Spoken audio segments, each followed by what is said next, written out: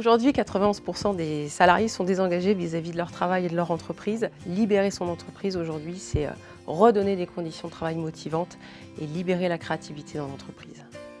Est-ce que ça peut faire peur de libérer son entreprise? Oui. C'est compliqué d'accorder sa confiance à l'ensemble des salariés. C'est compliqué pour un dirigeant de se dire je vais donner les clés à tout le monde. Et une fois qu'il a passé ce cap-là, ça fait également peur à l'ensemble des cadres qui ont peur d'une perte de pouvoir. Libérer une entreprise, ça apporte beaucoup d'opportunités. Les salariés vont travailler pour le bien de l'entreprise et non plus pour obéir à un patron ni même à une procédure. Du coup, ils sont plus créatifs et plus impliqués dans la relation client.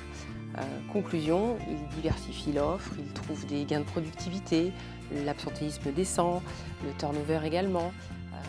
Pour libérer une entreprise, il y a plusieurs étapes à respecter. La première, c'est un travail d'abord avec le dirigeant pour qu'il comprenne ce que ça implique de donner sa confiance finalement à l'ensemble des salariés qui dépassent des freins psychologiques. Il y a ensuite tout un travail de préparation de la communication en interne à différentes étapes. Ensuite, il y a un travail à faire avec l'encadrement pour les préparer à devenir plutôt des team leaders.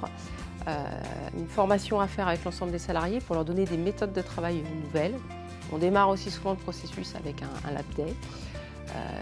La première entreprise libérée que l'on connaît, elle date de 1958. Bill Gore a créé une société de fabrication de Gore-Tex. Il réalise tous les ans plus 15% de croissance. Il compte 10 000 associés dans le monde.